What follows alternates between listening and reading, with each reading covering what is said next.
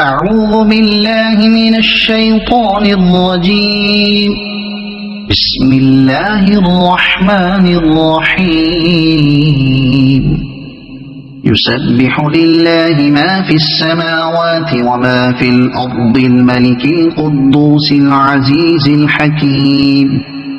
هو الذي بعث في الأميين رسولا منهم يتلو عليهم آياته ويزكيهم ويعلمهم الكتاب والحكمة وإن كانوا من قبل لفي ضلال مبين.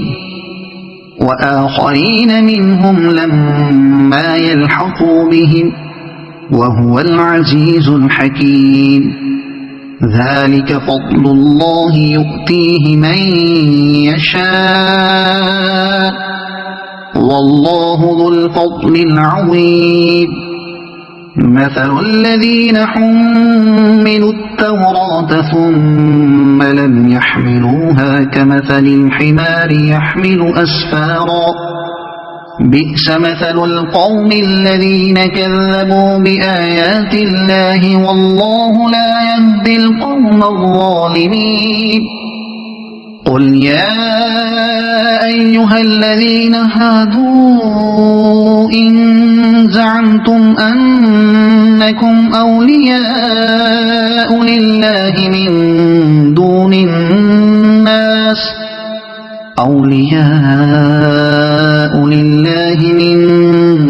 الناس فتمنوا الموت إن كنتم صادقين ولا يتمنونه أبدا بما قدمت أيديهم والله عليم بالظالمين.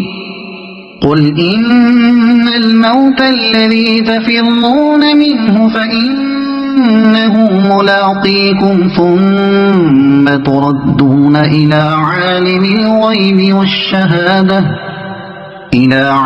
الغيب والشهادة فينبئكم بما كنتم تعملون.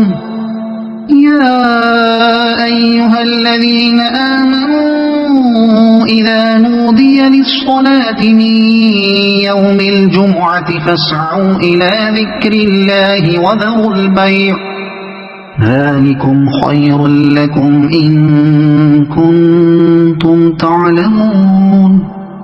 فإذا قضيت الصلاة فانتشروا في الأرض وابتغوا من فضل الله واذكروا الله كثيرا لعلكم تفلحون.